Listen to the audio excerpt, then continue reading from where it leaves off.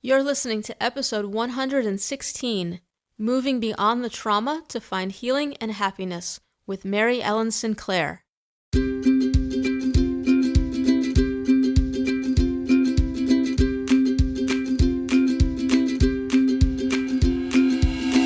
Welcome to the Grass Gets Greener podcast, the show for survivors by survivors. I'm your host, Melissa Wilson, a bullying survivor and anti-bullying advocate. And each week you'll hear from a survivor who has overcome a traumatic experience to go on to not only survive, but thrive, so that you can too, starting now.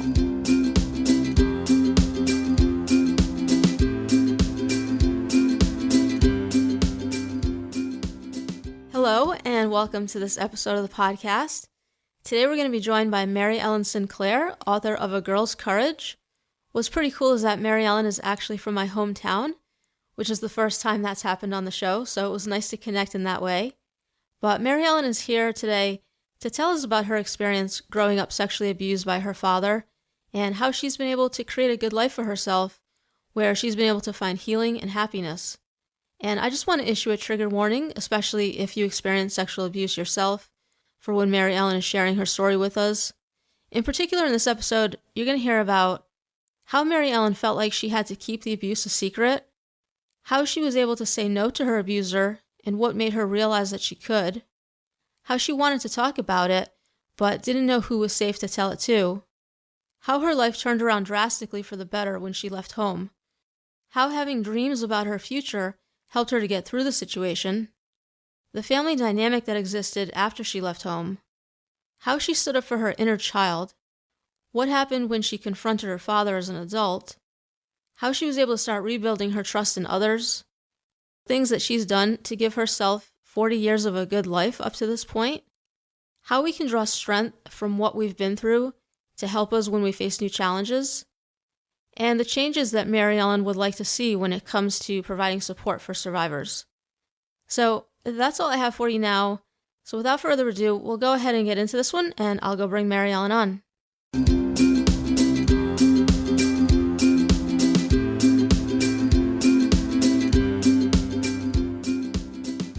Mary Ellen, welcome to the podcast, and thank you for joining me here today to share your story with us. Thank you for having me on The Grass is Greener. Oh, you're welcome. And, when I first heard about your story, I was definitely interested in having you on the show. You've written a fictionalized account of your experience growing up sexually abused by your father and how you've been able to heal from that in your book, A Girl's Courage. And you say that your goal is to show the importance of leaving behind a life of merely surviving and instead face your pain and discover and use the gifts within you to help you to move on to a life of thriving. So I'm looking forward to having you share your story with us today and the healing journey that has led you to where you're at in your life now. And what I like to do here, Mary Ellen, is start with your story of what you experienced growing up, and then we'll go from there. Does that sound okay to you? That sounds fine. Yeah, so, just kind of tell us what you'd like us to know about the abuse that you experienced and how old you were when it began. Okay. It's easy to talk about when I just remember being in the Survivors of Incest Anonymous talk rooms where women just shared what happened, and I consider it sharing, and so I trust my story with people. Mm-hmm. So my story is that I was sexually abused by my biological father from my earliest memories. And I always know that growing up, my job was to keep the secret. So I grew up with the secret. And growing up with the secret of being sexually abused becomes like your survival. And also, everything around you would seem to disappear if I let the secret out. So it was kind of a hard growing up. Mm-hmm. But as I got older, I was a really good researcher. And I remember I'd take the bus to the library. I was maybe 12 years old and start reading all kinds of books. And I realized that my father was a very ill person. He could change from being like warm and comforting to like sexually abusing me. And I guess it was easy for him to find ways to do that without adults knowing and things like that. So I wrote a lot about that and that journey in the book too.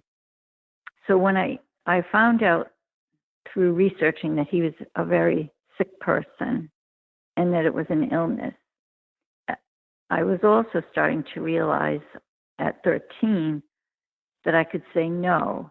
And I thought, I'll take a chance and say no. And I never thought of that before.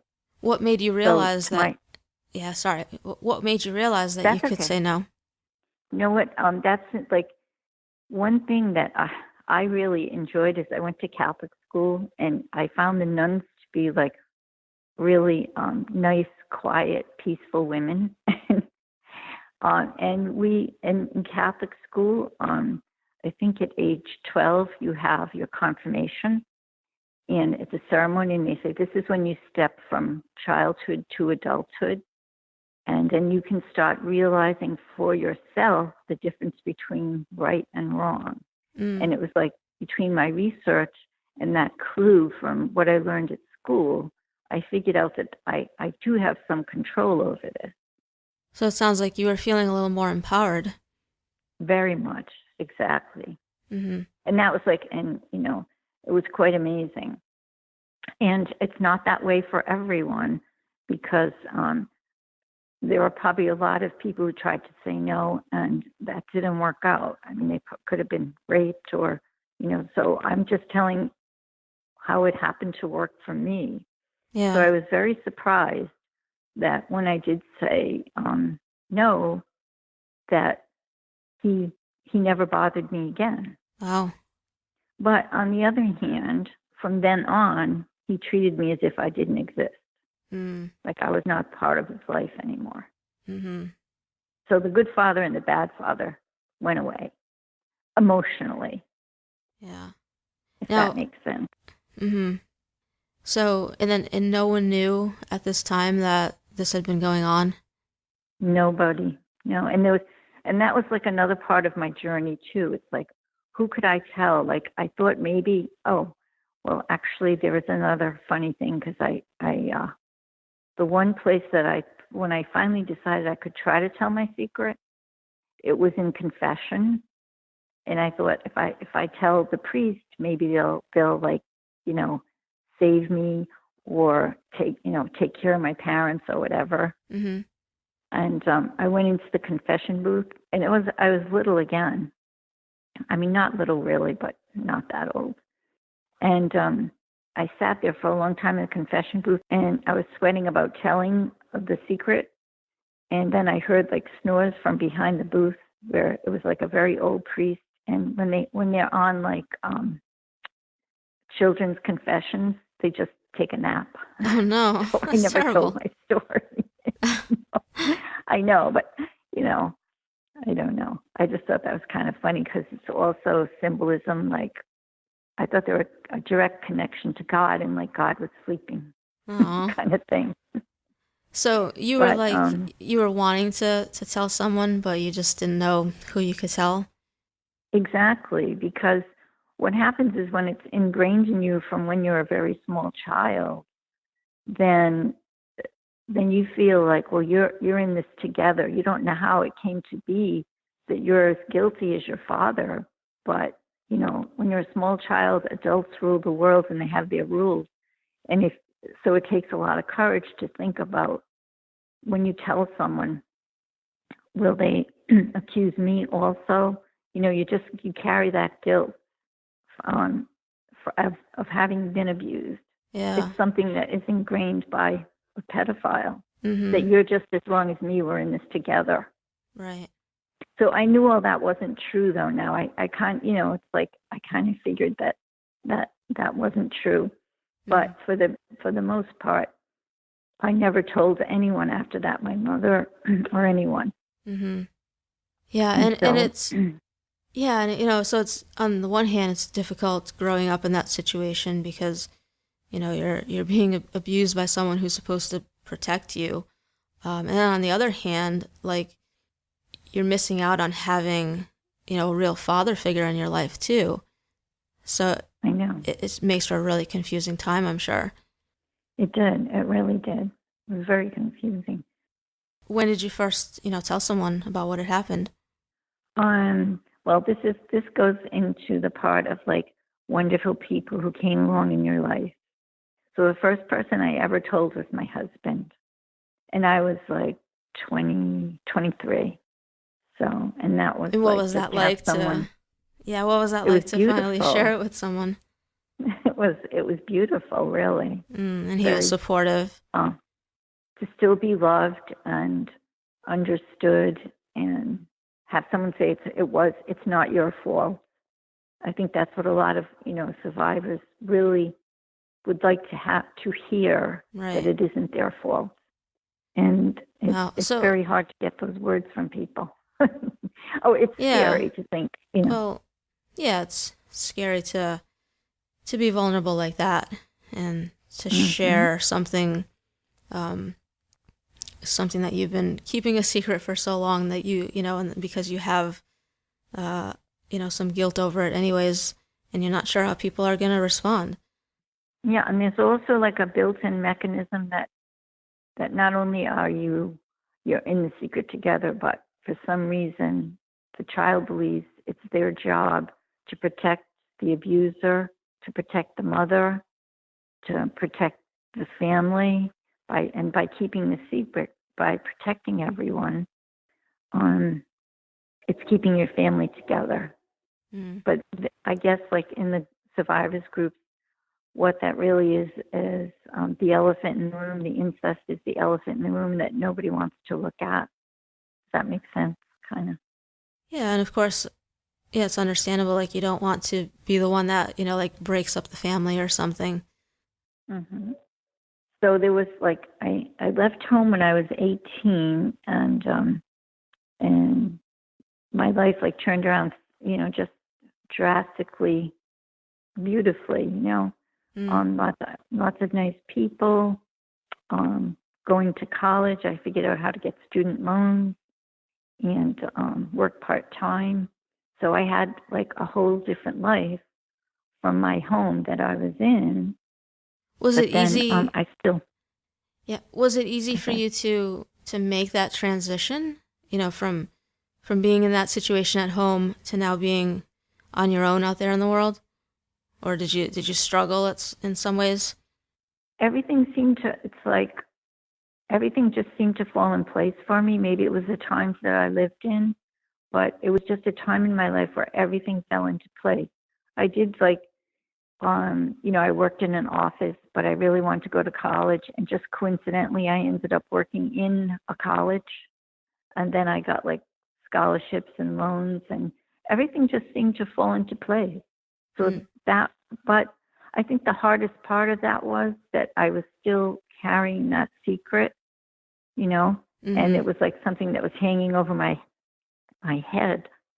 But as long as I just kept the secret in the background, and all these good things happened, my life was very nice. And I got to do like very creative things. I didn't realize I was an artist, and so I ended up, studying art and being very creative too. Mm-hmm. So those things all helped me um, to take my mind off what happened to me growing up. Mm-hmm. Now, before you kind of moved out, like what sorts of things were you like kind of struggling with while you were there at home? Well, again, the fact that when I took a chance and said no to my father, I didn't realize that, sometimes my father would be very nice to me and play the image of a good father. But once he realized, like I said no, or I grew up, then that father was gone. There was no good father. There was no bad father. Of course, he was still in the home. And then thinking very hard about leaving my sisters behind too. So that was a struggle. and having a relationship with my mother, talking to her. We kept in touch and everything. So that was hard. Those things were very hard. Mm-hmm. Yeah, and aside from like having to keep this secret and the challenges that brought about, I mean, did you feel like you kind of struggled to maybe, like figure out who you were as a person growing up? It's a good question, because I guess it's all hindsight, because at the time, I guess, I wasn't really thinking about that. It was really about, well, I did have dreams of what I wanted to do. And the minute I left home, I started fulfilling all those dreams. So I never really let go of the dreams I had of what I wanted to do. Do you think having those dreams helped you while you were going through this? A lot, for sure. Yeah. Yeah. And also, I don't know why, but I'm a saver. So I always had my like little jobs and saved up money for my apartment and things like that. So, those little things kept me going. And it just worked out. Oh, that's great. So, but of course, for me on my own and going to art school and then meeting Michael, my husband, and having good friends, that was my new life. But then the life I left behind was still there, And I would send my father a Father's Day card on Father's Day. I talked to my mother, I'd visit with my sister. So then it became like what my father did never happened. And that's my father and I had a secret understanding that it never happened. We'll just, we can exist together as long as to the world it never happened. Now, did your mother ever find out about it? Well, that's the other thing. Once that's the important thing, that maybe other people who went through the same thing as me, it's really hard to face this fact. But most mothers do know, and they just choose to live in denial. And I never thought that about my mother in a million years, because I really thought that I was protecting her. But most mothers do know, because there were so many red flags. And even that thing of like having a father-daughter relationship one day and then the next day, you would think a mother would realize that there's no more relationship with the father and the daughter. I mean, right. So many different things. Mm-hmm. So through therapy, I went to therapy, and I went to Survivors of Incest Anonymous, which was very healing. It was a really good support group. And I realized that I had to do two things. I had to first confront my father and just tell him that, the things that he did to me were very hurting. And, and they call it like standing up for your inner child. Someone has to go back and protect her and go to the abuser and say, you're guilty. I'm putting all the guilt back on you, and I'm protecting who I was as a young child. So you ended up confronting him? Yes, by phone. Mm-hmm. How'd that go? I did. Very badly. The first thing, at first he denied it, but then for the first time in my life, again, it was empowering, because I just knew that he was like squirming. And he said, I wanted to talk to you about it a long time. And I said, well, so I have to bring it up, and I have to talk to you about it. And then he said, look, I want to talk to you about this, but until I do, could you promise not to tell your mother about this? And I said, I can't do that anymore. And he said, well, I'm going to call you back on Tuesday. I'm going to go get help. I'm going to get therapy, and I'm going to call you back on Tuesday, and we're going to work this all out. So, and this is like, I don't know, it is part of a book, and it's like, you don't really want to tell everything that's in the book, but he never did call back. He committed suicide. Oh, wow. So, and again, it was like part of the guilt and saying it's not my fault, and I learned something from that as well, that it was not just me, that most pedophiles, once a child like becomes a young adult or knows the difference between right and wrong, they just move on to another child. And I, with hindsight and talking to my mother, there were other victims who had accused him as well. I wasn't the only one. Mm-hmm. So, well, I mean, thank you, Mary Ellen, for kind of, sharing what it was that you went through, and all the difficult times that you had there growing up. Now, as you were becoming an adult and you were out of the situation, you said that you ended up getting married. Did you find it difficult at all to get into relationships with people? I know that's something that a lot of survivors would struggle with. Well, let's see. I know you said there was a section on like the effects of it on you, and there's two things that I struggle with, and it's hard to trust people for me because after like the violation of trust with your father, who's such a powerful figure in your life. But so I continue to work on that. I think I'm much better now because and then I still work at keeping up my self-esteem and not looking back. Like self-esteem is really important, and I wish I could work with young girls to help them, because it's you grow up feeling that you are different from everybody else. It might look like you come from a normal family, but you're not really normal. So self-esteem is feeling normal and beyond normal, beautiful, deserving of the things that you want. So, but it's a goal, and it happens little by little. So relationships, you mean like with my husband, like dating and things, or just like friendship? Well, it could be either. I mean, especially since you said, you struggled with trust issues. But yeah, I mean, because you were saying how like you felt like things were just kind of falling into place for you once you get out of the situation.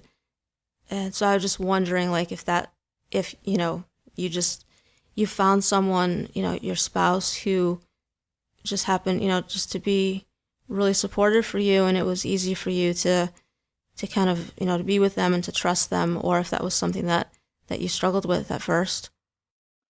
I think it was very easy, and I don't know, maybe like coming from a tough childhood was kind of like a boot camp. So when I went out and I did things, when I mean issues of trust, I thought, oh, this isn't going to happen. I'm not really going to get that grant money in the mail. And then it came, or this person isn't just helping me for any reason, for no reason. And it's true that there were just like so many nice people in the world, and like the rest of the world was so much easier without having the pressure of my father and the situation he created with my family. Sometimes it can be hard to it can be hard to kind of to look at it that way, though, right? And sometimes if you're having trust issues, you might think that someone's being nice to you, but they don't really mean it, or something like that. Right, exactly. But then it turned like 100% of the time, people really did mean it. People really were nice. People really did help me. Saying, "Wow, this is a whole new world."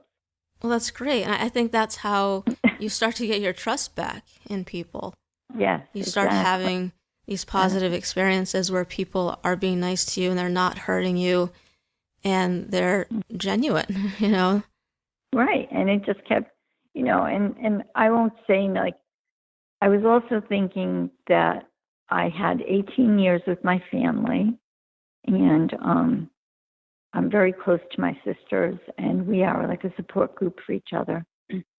And I had 18 years, though, of like, I would say bad luck, but I gave myself 40 years of all good luck. So that is so like far behind me, And I think everybody should try to do that and does that more than I do. I'm sure people came from harder situations and did the same. Mm-hmm. So, and that was another thing too, just reading. I'm not going to be able to remember them right now, but just like encouraging stories about other women who've done incredible things, and they're real people, and they started out probably harder than me, but they made it, Mm-hmm. whatever that is. I mean, I'm just Yeah, no, absolutely. so memoirs and like other women's stories were just really helped me a lot Mm-hmm. too. Yeah, that's why I like to do this podcast so that, people out there who are still going through it can hear from people like you who, have gotten to a better place, and you can provide them hope for their situation. I really hope so. And again, you and I were talking about when I wrote the book and everything, and I really hope that people will read other people's stories because, like, they can follow the courage and the adventure that they went through and think that can happen for me too. Right. So to kind of, to get into more of the things that have helped you in your journey, so you say that, you gave yourself 40 years of good luck. How do you do that? Well, like, how can someone I don't mean good luck. give themselves? I shouldn't have said good luck. I mean 40 years of a good life, like a happy life, a life where I try to not be around negative people, being with good people. My husband and I support each other in the things that we really want to do. We don't mind living for a long time, like living and working with our artwork and, having a kitchen in the middle of our studio. So I don't know if it means creating good luck, but that just being away from an environment that was never correct, and then just being in an environment where you just like keep going, keep doing what you want to do. And working in New York City was not like an easy life either. It was really a lot of pressure, and time really went by fast for some of the work that we were doing then. So hard work is really important too, to work hard at something. But then it's always so good when you get something really wonderful out of it, like a nice place to live, or the first time I got my first one-woman show, exhibiting my artwork and stuff. All those things are like, it was like a fairy tale for me. Thinking, is this me doing this? But it is. Yeah. It was, so. I think, sometimes we can get lucky, right? And things will just go our way without us necessarily having to put in much effort. But most of the time it comes down to just having to do that work, to create the things that we want for ourselves in our lives. And it sounds like that's what you've been focusing on for yourself. And together as a team, too, with my husband, because I learned a lot from him and he learned a lot from me. I think I taught him a lot of patience, but what I observed from him is just like when something seems so hard that you can't do it, just at the point where you're going to give up and not do it, if you just stick with it that like little bit more, it happens. But most people just like stop at that one point, and that's so really hard to push yourself over that point. Yeah, definitely. It definitely can. It can be really hard. I mean, well, what advice do you have for people who, kind of get stuck there and then they don't push themselves forward? If we could figure that out, right? I guess just then we would be like millionaires. Just we would to be keep like going, billionaires. right? Because I always wonder, like, what's that point where someone who's an alcoholic says, "I'm no longer going to be an alcoholic," or someone thinks I'm not really deserving of this, and then something turns around in them, or even like someone who wants to, lose weight, who let themselves, gain a lot of weight and doesn't feel comfortable, and one day they turn around and they eat healthy foods and things like that. So I still don't know what like turns that around in people. Yeah. And it happens a lot, and they become successful. Mm-hmm. It's like getting a new lease on life almost. Mm-hmm. But so maybe it's, I don't know what it is. It's within someone's mind when they want to do that. They want that turnaround for a long time, and then one day they do it, and they just like continue with it. Mm-hmm. But I wish I knew what caused, even with me, I mean, it could be a very complex thing, and then it can be a very simple thing like finishing the laundry. Got to get the laundry done kind of thing. I don't know. Yeah, I don't know. I'm probably going off topic. I think that's okay. I think that's why, we tell people to hang in there, to keep pushing, because sooner or later it's got to break for you, and things will get better, and there'll be that shift. And you never know when it's going to be. I mean, that's the hard part, is you never know when it's going to be. Right.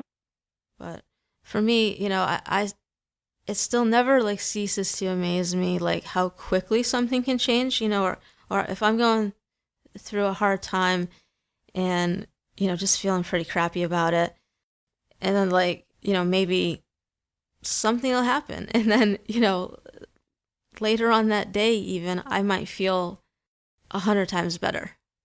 And it's crazy. And you look back and you're like, oh, okay, like, I guess I should have just known that, everything was going to work out, everything was going to be okay. But it's hard when it's not okay, and you don't know when it's going to be okay. It's hard, but I know. But yeah, I guess that's why it's important to just keep going. But like you said, how quickly things can change, and like that can go back to a little bit of a negative too, because like you said, issues of trust and working hard to keep self-esteem. And so when you have something that you've worked for really hard, then it's like it's all going to be taken away from me. It could happen in a second, like, and not think that other way. So that's like kind of for me being very negative and trying not to think that way either. And that, I think that's a lot from imprinting from the abuse early on, from like very early memories. Right, because things did not go well, so of course you always have that in the back of your mind that if things are going well, then, any moment now you could lose that and something bad could happen, Right. So I think it takes time to kind of get past that. And it's kind of like you were talking about earlier with regaining trust with people. You started to find people who were genuine and who you could really trust and who were not hurting you. And so then over time you come to be able to trust people again. So I think it's kind of similar to what we were saying about not expecting something negative to always happen.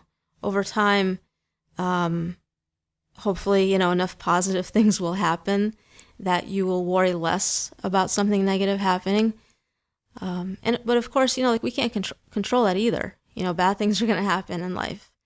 So I think it's just about what we choose to focus on and spend our energy on. And then sometimes I even think like, I've been through the worst, so I could recover again if something traumatic happened. And I'm just saying, like, suppose we had, it's a terrible thing to say right now, but like a huge flood and everything disappeared, which people are going through that now.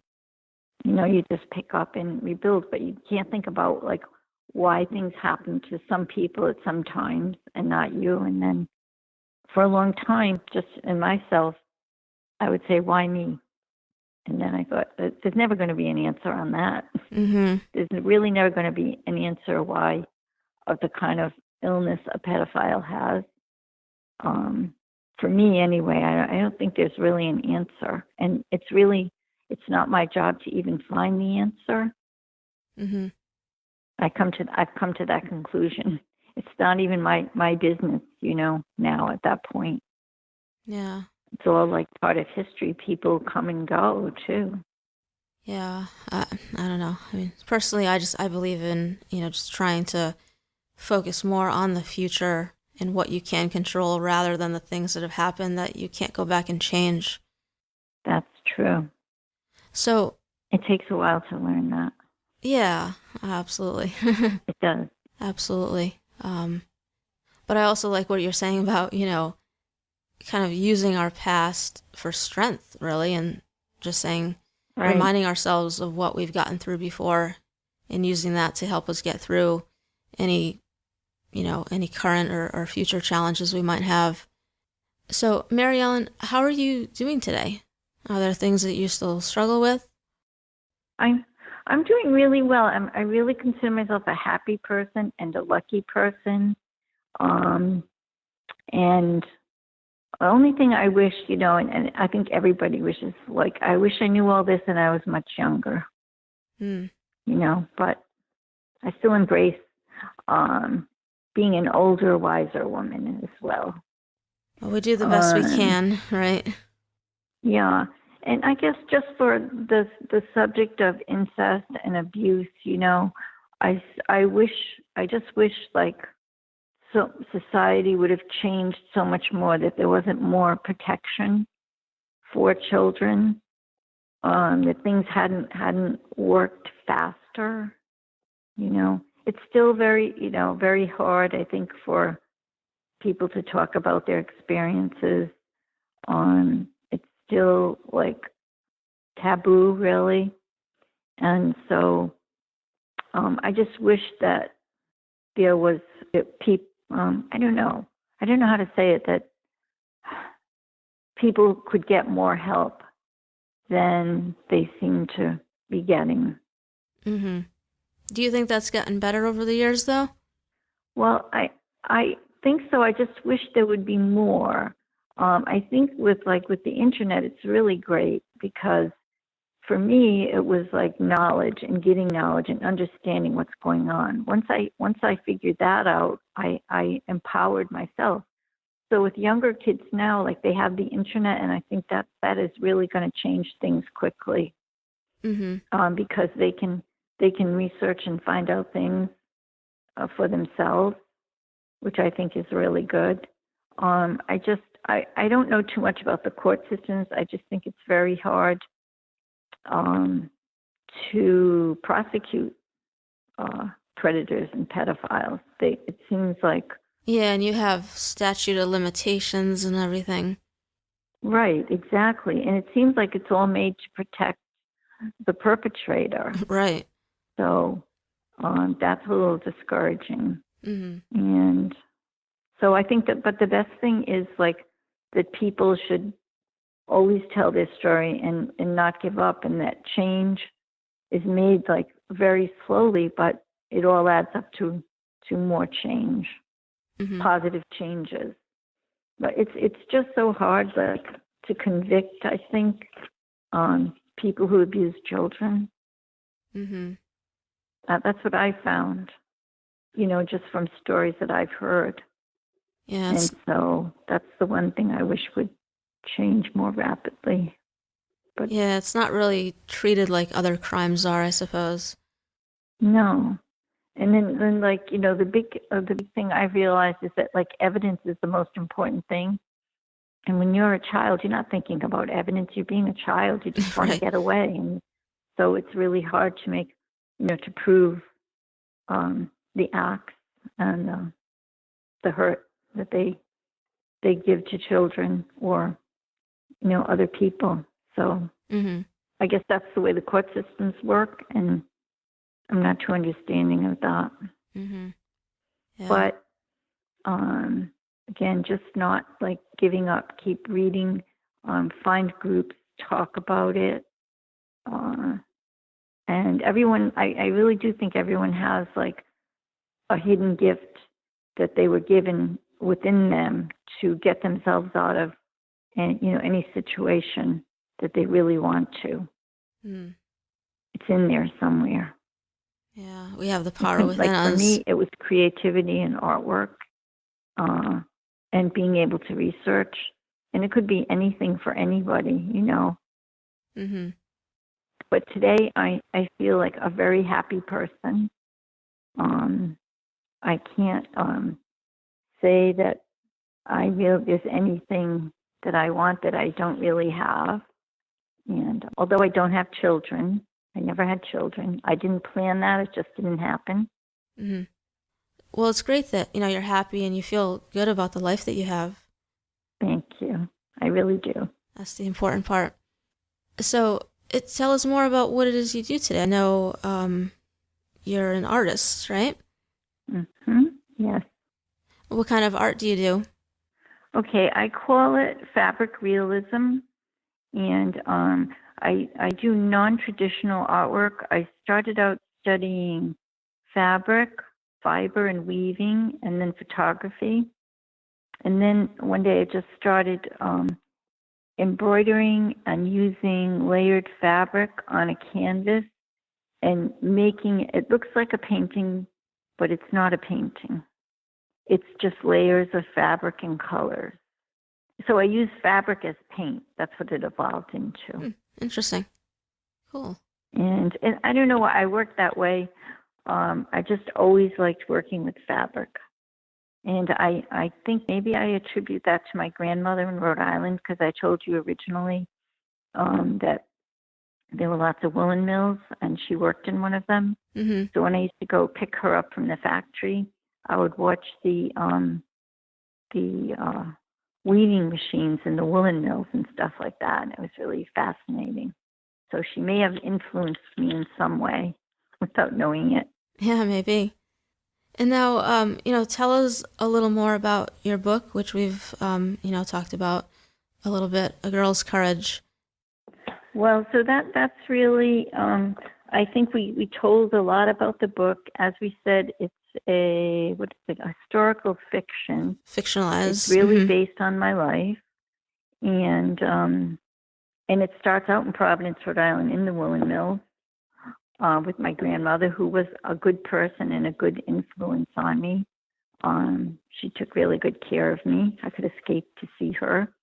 And then it just goes sort of through all the things that we talked about, how I dealt with the secret, how I researched, and then how I escaped. And of course, it's like a lot more, it's more fun in the book because I also have a really good sense of humor. So there are a lot of like funny things along the way that helped me. And what else? And it ends in New York City. And it's just a lot about having courage. And I think courage is the most important word, because everyone thinks of courage as like climbing Mount Everest or, a huge thing. But courage can be like one tiny little step. Like for me, courage was the word no. And to say that. And then, that's like, that was the world to me then. That was Mount Everest. So I think all that kind of, it comes through in the book.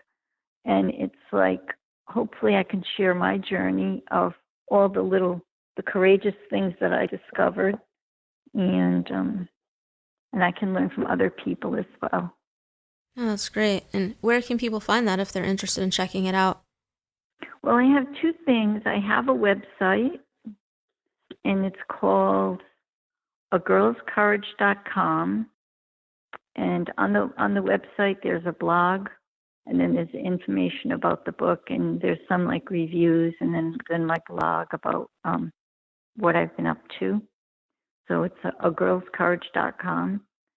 And then I have a Facebook page. It's A Girl's Courage on Facebook, and there's just more resources for people, like to help with girls' self-esteem, things that I find that I think that might be helpful to women or girls. I hate to leave men out too, because I know that men have been abused. Yeah, would it be helpful to them as well? Actually, men have told me that it has been very helpful.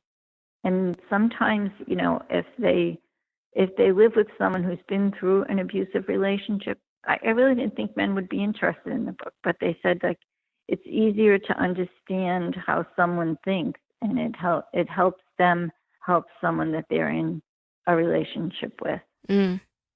And then early on, as written through the eyes of a child, it's kind of hilarious.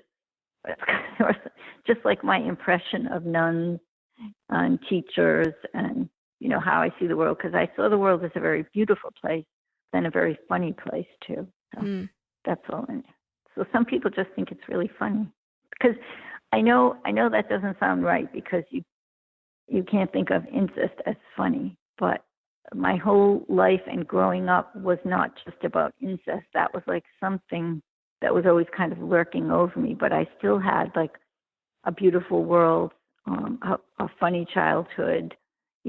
I still had a life. I was still a child. So I think that comes through as well. That's great. All right, so I'll have that linked up on your show notes page if anyone wants to check it out. Okay, thank you. Yeah, and before I let you go, I have one final question that I want to ask. And that is, given what you know now, if you could go back to when you were going through your tough times and give yourself one piece of advice, what would it be? Oh, God, that's a tough one. I should have prepared for that. One piece of advice. I think it's what we've been saying all along. Things might seem really impossible, or like you're never going to get out of this situation, but you will.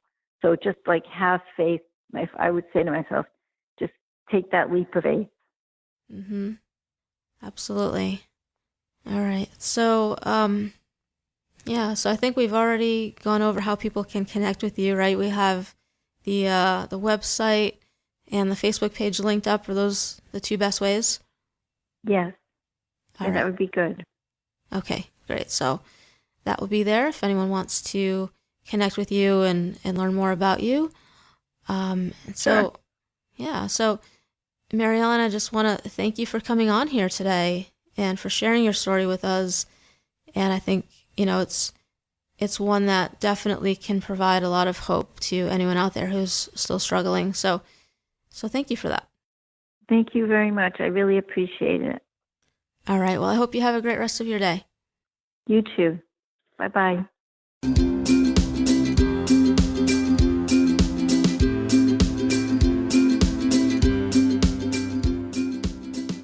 Thanks for listening to the show today. This has been the Grass Gets Greener podcast, episode 116. Go to thegrassgetsgreener.com/Mary Ellen S. So you don't have to spell out the full name, just Mary Ellen S. to find the links mentioned during this episode or to leave a comment. So I hope you enjoyed this episode and found it helpful to you in some way. I want to reiterate here the importance of not giving up. I know it's tough when you don't know when things are going to get better, but not giving up is the only way that they can. And sometimes we'll get lucky and something good will happen, but most of the time we have to create that luck. And you have the power within you to do that, just like Mary Ellen did for herself. So I hope this episode has given you some hope and encouragement to create a life where you too can find healing and happiness. And come back in 2 weeks for the next episode. I'm not sure who that'll be with just yet, but be sure to come back for that. Also, head over to the website to grab your free copy of the Top 10 Strategies Guide for Survivors if you haven't yet. In it, you'll find the top 10 most common strategies my podcast guests have used for overcoming the effects of past trauma. It's a great place to get started if you're looking for some strategies that can help you in your healing as they have helped my guests. And you can find that at thegrassgetsgreener.com/guide or also on the show notes page. So be sure to grab that if you haven't yet. And lastly, don't forget to head over to iTunes or Stitcher to leave the show a rating and review so that we can reach as many survivors as possible. And, as always, have hope.